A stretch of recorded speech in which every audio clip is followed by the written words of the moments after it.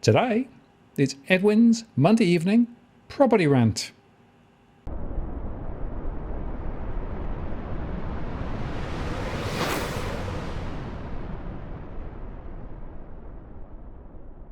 Hello again, it's Martin North from Digital Finance Analytics World. Latest posts covering finance and prop news with a distinctively Australian flavour. It's a Monday evening, slightly later than usual, but Edwin is with me. Hi, Edwin. G'day, Martin. The rooster is a happy chappy. Absolutely. Well, it's good to see. And finally, I mean, presumably this is all about a ploy to try and make sure that he doesn't go away again. Well, that he doesn't fly the coop is what you're trying to say, Martin. No, that's right. He's got 5 chickie babes now, and keep him happy. And the bloody thing, still wants to crow at 4:23 in the morning on the dot. I figured he was born in summer in daylight saving time, so he thinks it's still. So his mental clock is geared at 5:23. Doesn't realise that you have to turn that clock back an hour. So he crows at 4:23. But the last few days, the chickens have just told him, "Listen, shut your trap and keep on sleeping because we don't get up till the sun rises." Well, that might at least stop him from sort of going away, I suppose. Yeah, look, he doesn't fly. Yeah, like I said, he won't be flying the.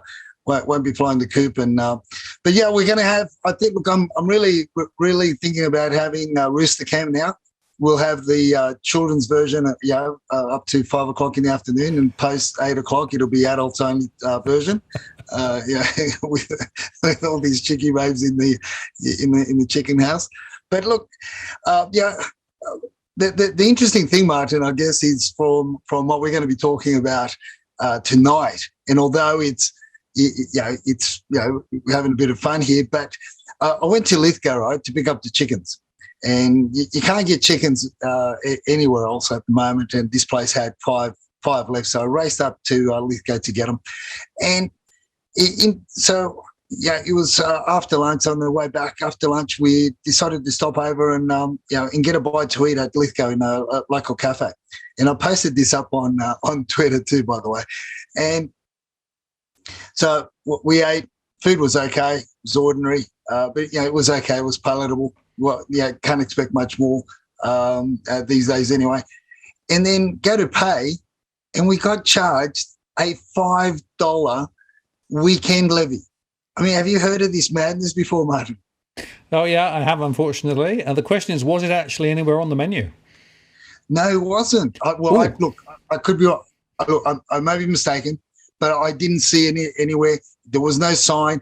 The actual cashier told us at the counter, look, we were glad that this cafe was open at the time that we were there, and we were glad, and we were going to tip them.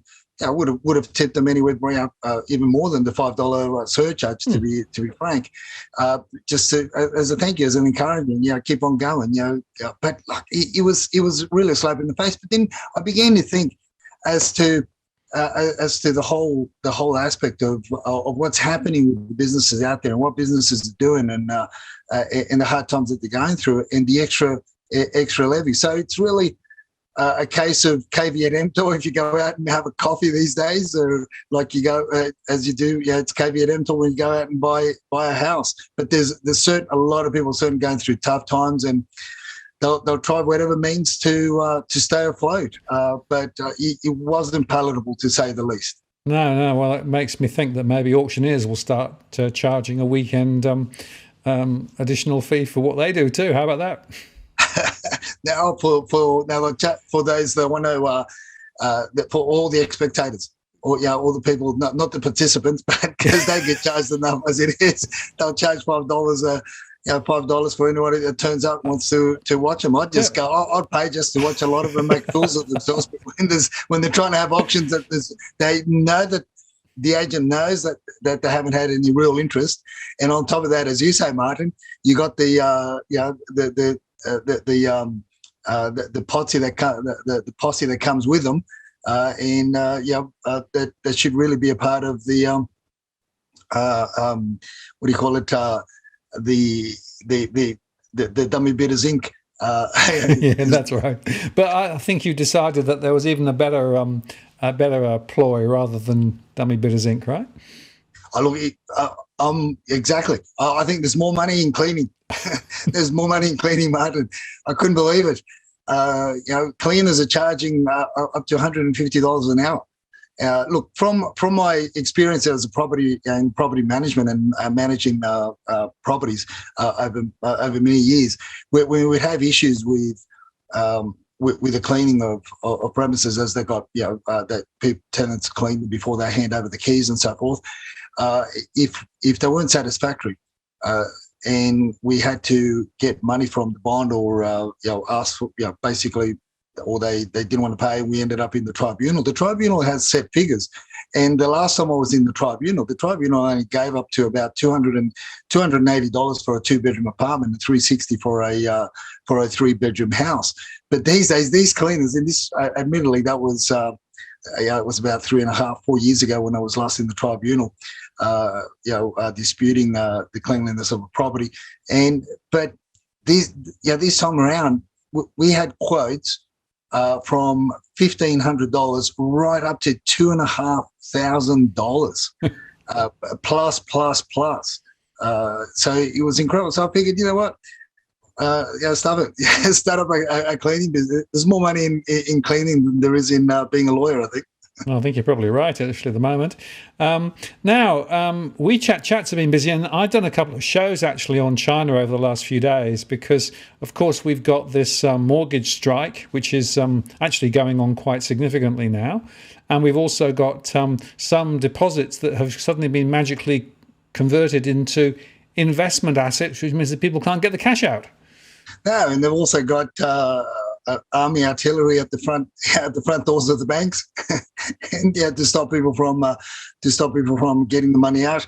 Look, there's a lot that's not been reported, unfortunately, and it's as one of our WeChat chatters said, it's like Tiananmen Square 40 times over. Because it's happening in many of the second-tier cities and many of the townships all over China, and only God knows how many people have been beaten up and and gone beyond that even. But the interesting thing that the mainstream and the Western world is not really paying a lot closer attention to is the simple fact that they don't. We see the hype of the in some towns that have been reporting. You see these videos of people protesting outside the banks and wanting to get the money out. But look, the government have had this control for a long time, and we've shared it over and over again on our rants, and that is the WeChat app that the people have.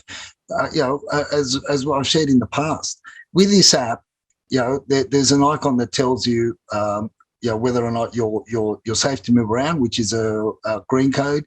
Then you've got your orange or amber, which means that you basically got 20 minutes to half an hour to get home because your residence, your building, the neighbourhood's going to be shut down, and obviously then there's red, which means you can't leave your premises.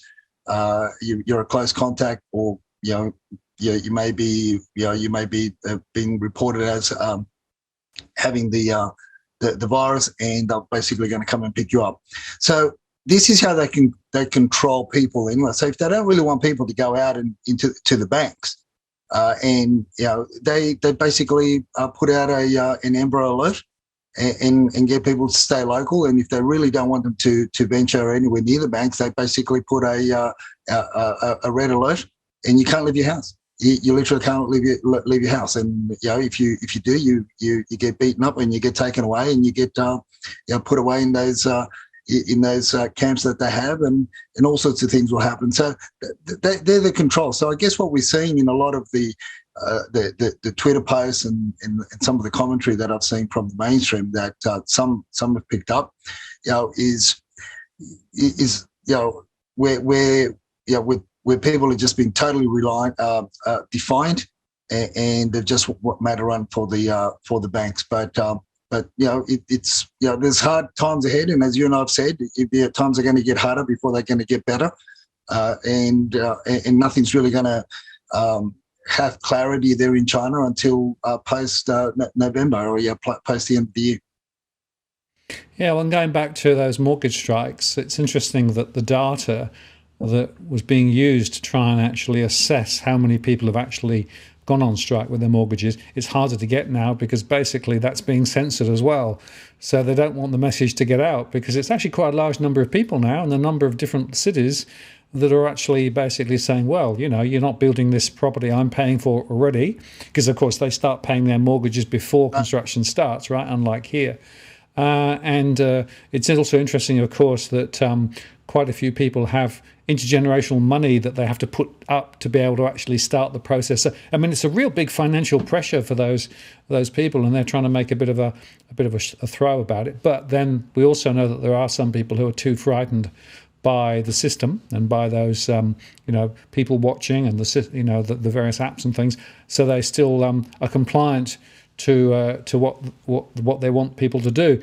But it really is getting very, very pointy now, I think. And as you say, later in the year, be interesting to see how it shakes out. Definitely, Martin, and that's one of the things that which again we've discussed in the past, and we've made our viewers aware as how the mortgages actually work over there in China, and that's the crux of the whole thing. Why should we keep on paying the mortgage if the properties that there's no confidence that the properties are going to be built and that the builders are going to be standing in the near future as well, because of the huge amounts of debt that they're carrying, and the simple fact that the banks aren't lending the construction industry the money in order to complete these projects either. So there's a lot there. And then you've got this the situation, as we said, we are the last generation, which puts greater economic pressure. There's people aren't looking forward to. They don't want to buy anything substantial. They don't want to buy anything of substance. So really, they're just living for the day. And then you add to the mix the tongue ping. I guess the tongue ping is like our version of she'll be right, mate, or just pick up your surfboard and go to the beach. Something like that. Absolutely right. And interestingly, of course, last week we spoke about fractional, right? Well, there's a bit more redefining going on, isn't there? Yeah, frictional unemployment. So, and we coined the term frictional property prices. But look, America have taken on this new redefining the reality. Is I guess one would put it. We could put it that way. Is that they're trying to redefine reality, trying to redefine what is a recession. And pretty soon we're going to be talking about frictional recessions and frictional depressions. Absolutely. Well, this is interesting because, of course, the official version is 2 negative quarters of GDP, right? And in the first quarter, US GDP was negative. The next GDP number, which is coming out very, very soon now, is likely to be -2. So in official terms, they might actually be in a recession. But the question is now they're trying to redefine it. So, and maybe it's not quite really a recession, it's just a little bit of a blip. Yeah, it's frictional. Frictional, Martin. That's the word.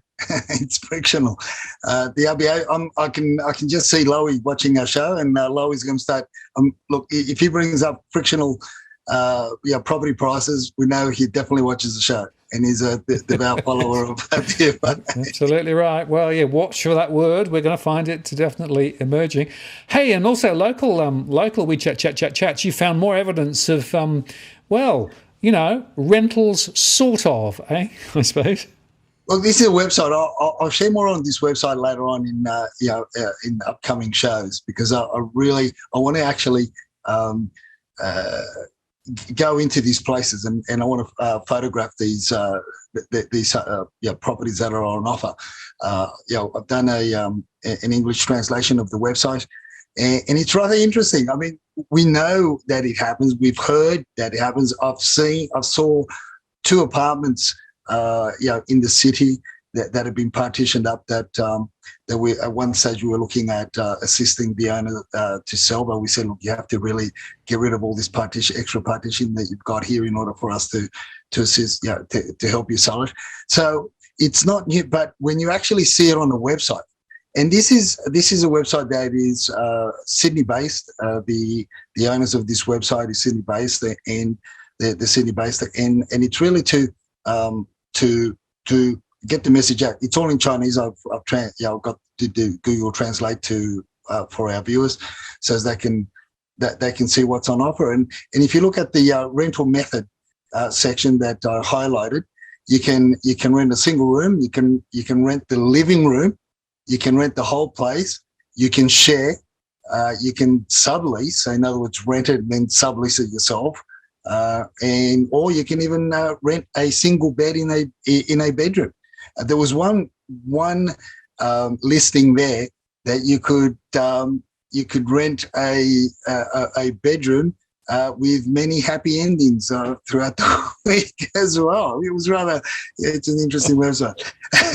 Wow. Okay. Well, I should look forward to more exposés from this website in weeks ahead, Edwin. It certainly sounds very interesting. And to reiterate, this was in Chinese that you translated, right? Yeah, Google Translate help me out here. But look, unless you know China, and I know two things: you got to know that this website exists, and obviously throughout the Chinese community, they know about it, and this is how the little brothers and the little sisters find accommodation when they come over, or even students, and they find accommodation through this website. So it's obviously through word of mouth and this is how we came across it ourselves, and we've been doing a little bit of research on it. And as I said, we're trying to get some appointments into some of these premises, because I actually want to see I've been told there's about 3 or 4 homes in Lidcombe that each bedroom has been, that they've introduced a portable bathroom, toilet, and a kitchenette into each bedroom of the house, like the one that we saw in Adelaide, except a lot more, in a lot more confined space. The other interesting thing here, Martin, is through this website, you can actually also rent a garage that somebody's converted into an office. So they're really getting entrepreneurial out there. So not only can you so this is where you could run one of those residential garage shop scenarios. So you may own the house and you rent the garage out to somebody that wants to set up a business in your garage. Have one of these convenience stores in your garage, or run it as an office. So this is obviously, look, it's getting harder out there to rent, or very expensive to rent commercial premises. And the question is, well, would you commit to a commercial premise not knowing whether your business is going to take off? So you can just about find it all on this website, Martin. Well, of course, the next thing will be time slicing, won't it? So you can actually get that bed in that bedroom for a 12-hour slot between 9 a.m. and 9 p.m. or whatever it is, and then the other half of the day, it's the other. Well, you could do it with cars, Martin. You could do it with cars. This is something on this website. Obviously, I didn't bring it up, but you could actually, timeshare a car. And I'm not talking about a Ferrari, and I'm not talking about a Lamborghini or a Merc or the like. I'm talking about a Toyota Corolla, a Hyundai. And in some cases, you can timeshare a car, and that's being prepared or maintained so that you can work as an Uber driver. Now, there's an individual that I've been told that has 140 cars that he time shares or time rents out to many people, I guess 280 drivers. Yeah, well, there you go. This is the absolute gig economy, isn't it? It really does highlight where we're heading, and just where it's going to end is another question. And talking about where it's going to go on. So can we rank? I'm thinking of time sharing Dusty or Evan, if anyone's interested. Well, you've got one of them beside you. Which is that one at the moment? No, this is Evan. Evan has been rather clingy to me of late. I don't know why. I reckon it's the chickens. Probably. Now let's talk about another thing that's going through the roof, as it were. Listings. Listings are, well, they're growing, aren't they? What's going on? Look, they are. It looks like a lot of vendors are time sharing listings on Domain Mart. The time sharing listing space on domain. It just keeps on going up.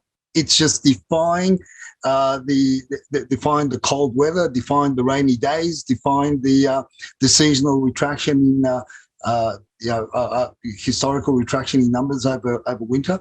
It's just define all numbers, and they just keep on climbing. Not only as from the screenshots there, you've got the last week's start of the week numbers to this week. I think it's about 200 and something more properties on market this week than there was last week. Things don't really start climbing back up. Traditionally, they didn't start climbing back up till the end of August, mid-September is when you start to get the rising numbers in preparation for spring. Not only that, but I'm also seeing fractional rises in auction listings.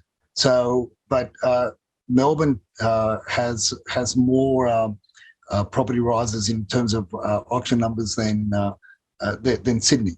So it's they're more keen on getting out of Melbourne, what one would imagine. So there's a bit more confidence, but I guess it also relates to what the mainstream media are playing out in Melbourne. That Melbourne's drops aren't as severe as Sydney as yet. Maybe that has a bit of impact, but they're a lot higher in Melbourne as to what they were. We're a lot higher in Sydney compared to last week than Melbourne. So it's rather interesting to see how these numbers are playing out. But a lot of people have been talking about on Twitter, picking up on the screenshots that we share, and it's not so much. We understand that this time last year there was. In comparison to last year, where I said that there was a 35% more numbers on market than there were last year. But a lot of people have failed to understand that, yes, we were in lockdowns last year, but that was one of the reasons why our property prices went through the roof, because people panicked. People took the emotional route and they panicked. They saw listing numbers drop to below 5,000 and money was cheap, or a lot cheaper than what it is now. That was still under the impression and the belief that the RBA wasn't going to increase the rates till mid to end 2024. So there was a lot more confidence. And when they saw the listing numbers drop so low, they panicked and they were paying well over the odds for properties that needed a lot of work, properties that were that in many ways the advertising campaigns were misleading. And let's not forget that we were on lockdowns, but you could still go and do property inspections. That was one of the things that they didn't not allow you to do. You could still inspect properties to buy, and you can still inspect properties to rent. So, as much as I've been criticised on Twitter and other social platforms saying that, I've skewed the numbers, blah, blah, blah, this and that, look, it's about the simple fact that numbers on market are playing a big role and a big part as to the sentiment added onto the rising rates, the other added pressures the vendors are facing, and buyers and buyers are less and less confident to jumping at the moment. So all these things are playing out. But so I'm not skewing the numbers. We're just reporting on the numbers as they play out. I'm just watching the old pussycat there. She's giving a go of the reveal. She's giving a bit of a reveal going on at the moment. Look at that. It's quite funny. She wants to see what the tree of life is saying to her today. Very good. Absolutely. So it is very interesting just watching these numbers and ticking up and ticking up and ticking up. And again, my data shows that more property investors are putting their properties on the market. There's definitely pressure from the banks in terms of people now being encouraged to sell while they can before prices fall, particularly when their mortgages are now going through the roof in terms of interest rates. And, of course, the transaction volumes in terms of sales is dropping as well. But you make a very interesting point, because last year, of course, property prices went up, partly because there was less supply. And, of course, rates dropped dramatically, and all the government schemes came through, first-time buyers, home builder, and the banks, of course, were very, very keen to lend because they had all this cheap money to lend. So all of those things created the perfect storm. And yet now we have many more listings than back then. And of course, as listings go up and as interest rates go up, no surprise, property prices go the other way. No, exactly. And look, and that's what it is, and that's what we're seeing, and it's rather interesting. So if the trend continues, spring's going to be, we can expect another 3,000 homes coming on market. That's freestanding homes. So we could be well back into 2018, 2019 territory. Absolutely. Well, I've still been doing my anti-spruik videos with Cookie Boy, who keeps throwing me more examples of prices reduced, so we make more shows about it, and there's an amazing correlation between high levels of stress and property price reduction. So we'll see how that plays out. But you're going to the big time, Edwin. You're going to be chatting with the US about what's going on. The gringos are coming, Martin. The gringos are coming. It's our American cousins just want to know what, talk to us about. And of course, these are people that you know very well. So they through yourself, they wanted to interview me about the auction. Our methodology, I guess, is what they want to understand how it works. I've been studying their auctions. I've been looking at 4 or 5 of their websites where you can participate and buy property under their auction scenarios. So they want to have a better understanding of how we function. So with regards to auctions, I'm going to share a couple of interesting things with them. Maybe I'll share one of Tom Panos's videos as to what he the antics that he gets up to at auctions and what he says, and what also the real estate industry, what he says about the real estate industry. They also want to talk about what we think is going to happen moving forward. And I would say would have a lot to do with the pain that moving forward that people are going to be feeling, and obviously there's going to be all sorts of different levels of pain, and the ones that are going to be suffering the most, as you and I've spoken about many times, are the first-time buyers that jumped in between 2020 and 2021 with all the scams and schemes that the government was putting out. So it's going to be interesting. Thank you for the opportunity that you shared with these people that to interview me. So let's see. I'll share more next week as to what they what sort of questions they asked and what they wanted to know. Well, I can tell you, Edwin, that they were quite intrigued, because when I started talking about some of the shenanigans that's going on down here, they didn't necessarily believe me. So I think they're trying to triangulate. So it'd be interesting to see their reaction as well. Very good. And as we move on, of course, now I've been practicing. What's wackier than a conspiracy theory? Is that right? I haven't quite got it right, but I'm practicing. Just that for that section there, Martin, just turn the dial up on the volume a few more notches, and you'll be right. It's well, what is wackier than a conspiracy theory, Martin? But when the RBA when the RBA tells you that basically the RBA slaps down the property doomsayers, that's wackier than a conspiracy theory. Yeah. What do you think? Well, I must tell you that the particular article refers to Michelle Bullock's presentation last week, where she actually started the argument along these lines. Many households have lots of buffers, right? But she's talking there about households without mortgages, as well as households with mortgages, right? Because only 1/3 of households actually have mortgages. So 2/3 of people don't have mortgages, and in fact, half of those actually own their property outright. So, that was her sort of overarching statement. And then she said, of those with mortgages, there are some that are actually okay and there are some that aren't. Now, if you look carefully at her data, she's basically saying there's about 40% of households who have no buffers, no wriggle room, and very significantly in difficulty. And there's another 30 or 40% that are way ahead, and there are some in the middle. So it was very interesting how the Financial Review picked this story up and sort of tried to milk it the way that this particular article shows, which effectively said, nothing to see here, move on, right? But actually, when you look at what she actually said, I don't think that what she said and the data that she produced validates that particular headline.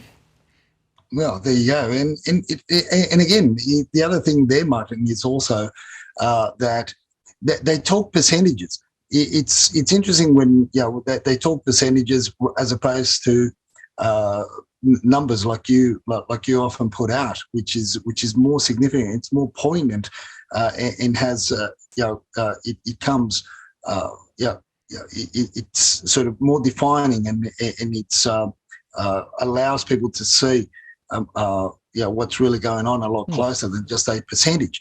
And the other thing is when they talk about again, percentages of people that are in strife, and she's talking again the 40% of the 30% and so forth.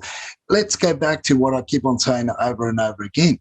We are not a very large market in terms of property, and so what does 40% reflective of?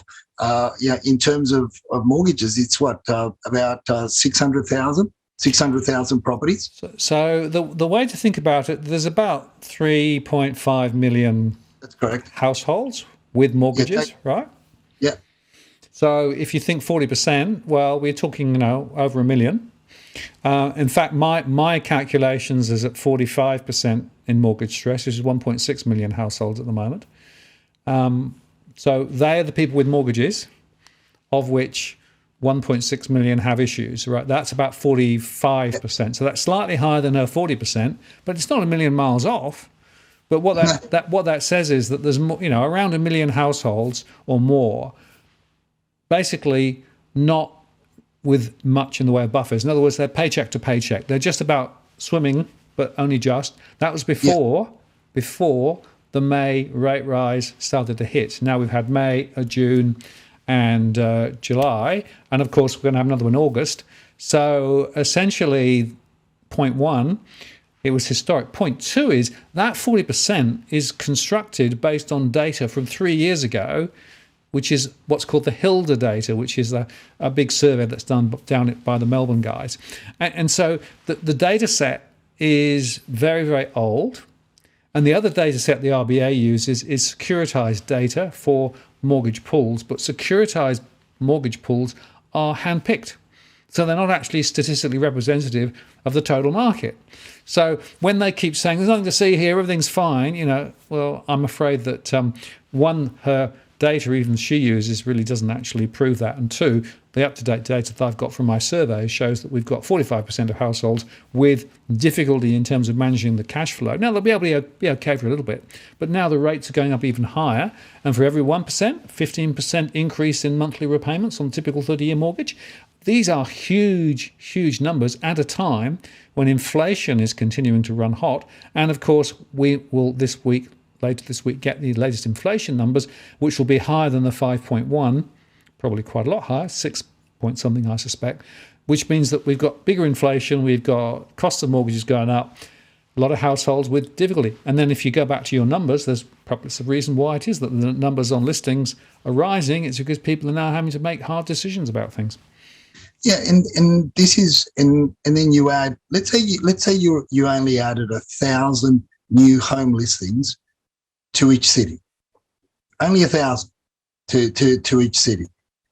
That in itself will send shivers down the spines of the real estate industry as well as the vendors that have got their properties on market.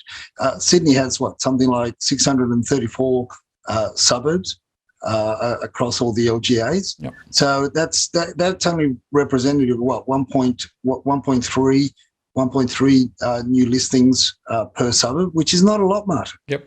Which is not a lot, and yet people, vendors in the real estate industry are panicking over the fact that we've only got, let's say, 8,000, 8,500, 8,600 or something, or 8,840 or something like that currently, and add another 1,000 on that to the pain that vendors are feeling at the moment, and the pressure that the real estate industry is and things are going to start buckling. But we're talking about hundreds of thousands of families or mortgages that are in real stress. Even if you took 20% of the the ones that are going living paycheck to paycheck. So if you took 20% and you put those 20% on market, it is going to crumble. Yep, absolutely. Now that's exactly right. And a couple of interesting observations. There was a report from New Zealand saying that real estate agents are now going out of business because there's no commissions coming through. They can't get the sales aren't happening, so that means they've got no business income, which means that the industry is actually under pressure in New Zealand. I think wouldn't be surprised to see the same here. But it's what we saw in what we were talking about in 2019 before the pandemic, and it was the actual pandemic that saved the real estate industry, Martin. Yeah, that's exactly right. Very convenient. But the other point, what we're talking about here are the marginal borrowers, right? It's the marginal household. In other words, you don't need 50% or 40% or 30% to all hit the market. Just a few percent will be enough to really turn that market and drive prices significantly down. And that's what a lot of people don't understand, right? It's the marginal borrower, it's the marginal household. And actually on some modelling that we've done, if you start getting default rates of 3 or 4%, then actually that is already enough to really put significant pressure on markets in particular locations. And interestingly, I did a show last week where I showed that the latest S&P data was actually reporting default rates of 3 and 4% in a number of Western Sydney postcodes already. So in some places, we're already starting to see those marginal things playing out. That's why this is so precarious. And this, of course, is before all of those interest rate rises come through, because if you get that May rise, the banks put their rate up later in May once the RBA announces, but it takes a few weeks for that to flow through onto the actual payments going out of households' accounts, so it won't really hit for a few weeks. So we've got a few more hits coming over the next few weeks as households see those mortgage rates go up and the payments go out. So I'm afraid this is looking pretty shaky. Oh, look, it is, and again, and as you said, it's really something that it's not going to take a lot of new listings on market to see more significant drops in or even greater acceptance of at the auctions. We will see a somewhat a bit of a rise in properties being sold at auction, because people are going to be more and more attuned to accepting the prices on the day rather than holding on to achieve a greater price post the auction. Yep. So but the mainstream media will spruik that narrative in a way that's saying there's more confidence and blah blah, and like they're having today. So the numbers, as you and I say, numbers don't lie. Real estate agents and politicians do. No, exactly. Well, of course, the ABC actually asked me to go on The Business last Friday, and I was able to give, it was a 6-minute interview, I think, quite a long story, and I think I made quite a few significant points, and it basically was a much, much more sanguine view of what's going on. And it's interesting, quite a few people said afterwards that it was quite a lot of well-delivered truths for people who actually needed to hear it, so that's quite fun, really. Yeah, well, that was the counter. I watched that. It was rather straight to the point. And as I posted it on Twitter, I said, "This must be your love song dedication on a Sunday evening on 2GB, Martin. Tell me lies, tell me too low. Tell me lies, tell me lies, tell me sweet little lies." Well, but she did actually ask me whether I trusted the RBA, right? And I gave a very short answer. And then explain why. Exactly. It was rather interesting. So I guess that leads us to the second article, Martin, with regards to the weather and the turmoils and further pain and stress that the vendors are going to be feeling, or property investors and owners are feeling. But again, not really representing everything that you and I talk about on our Monday night rants, but at least it's some of these stories are slowly hitting the mainstream, and people are starting to realise that you've got to really take away a lot of the emotion when you go out there and buy property, because emotion can get you into greater troubles than what you think they will. Yeah, and it's interesting because this article in the SMH specifically mentioned mould, and water ingress, and making the point, of course, with the big wet, it's really showing up a lot of things. And if you think about the amount of rain that we've had in the last month or two, it's massive amounts. And a lot of the buildings are really showing their stresses and strains now. And I've sometimes said previously, I think, Edwin, I always say to people, when it's raining really hard, that's a good time to walk around a property, because then you can see what's really going on. Yeah, look, that's right. And you see it in the basement car parks, you see it in the common areas, you see it in the, because this article focuses a lot on the high rise and on the apartment complexes, not the look. A lot of these reporters that don't know a lot about property, be it they call themselves property reporters. Little do they know how much you can see in homes as well. In particularly the ones, both that are on that sit on slabs or on piers. You can see the indications of, you can get the feel of what the water that's falling, the rains that are falling, what effect they have on the property, what future effect it will have on the land. We get the land is absolutely, Sydney is absolutely soaked, and the rains, I believe, are going to continue throughout summer. But then all you need is 2 or 3 years of really dry weather, and then you get the shrinkages again, and there's going to be more strife because a lot of foundations haven't been put down right, and a lot of builders have taken shortcuts. So, but it's interesting how the reporter and the author of this article writes the extra rain could now cause damage. I mean, even if we got double the amount of rain, there shouldn't be any ingress in these buildings in the first place.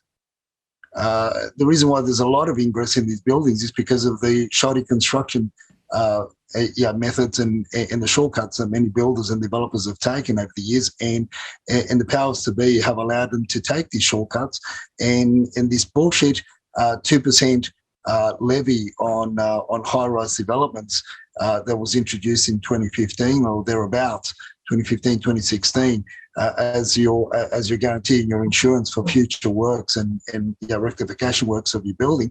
As I said to the at the time on a discussion, I can't remember who it was at the time on 2GB. It was the Minister for Fair Trading, I think it was there, as I mentioned to him at the time. That's nothing. 2% of the value of an apartment is nothing when you know that the people that have sold the apartment to investors, unbeknownst investors, and they haven't disclosed material fact, and they haven't disclosed a lot of the issues that the developers and the builders have had with other developments in the past to the prospective buyers and to their clients. And they're getting paid anywhere between at the time it was 5 to 7% commissions. 2% means jack all, and here we are. We're going to have greater issues, and as I said, we've got issues now with all the ingress. We've got issues with the in the subfloor areas. We've got issues in the in the basement parkings and the ground swelling, and then we'll have issues when the rains stop and we don't get as much rain over a period of 2-3 years. We'll get other issues that will come about as the ground shrinks. Absolutely, yes. Well, it's poor construction, and what we should be understanding is that if things were built properly and designed properly, they would be able to cope with heavy rainstorms, right? Because heavy rainstorms do come, and they're part of the furniture in and around Australia.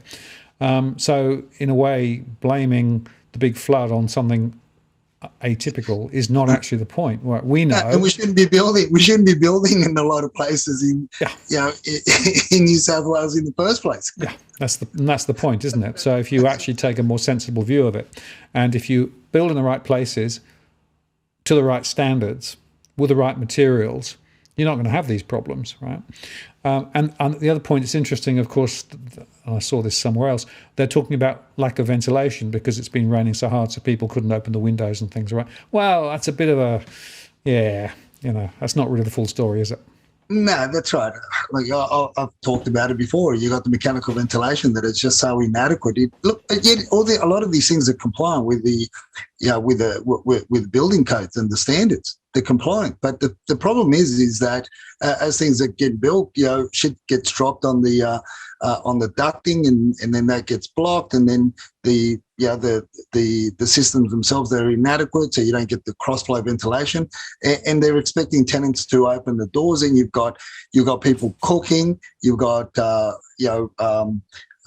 people drying their clothes, washing the clothes, drying the clothes indoors in the laundries, and you've also got two bathrooms, ensuite and the main bathroom, and you got showers going full ball, and cooking and everything else. So, and this mechanical ventilations are just are failing, and they expect tenants to keep the windows open through winter. And how do you keep the windows open for ventilation to ventilate your property if it rains for 6-8 weeks at a time? It's crazy. It's ludicrous. It just shouldn't happen. But here's an interesting fact, Martin.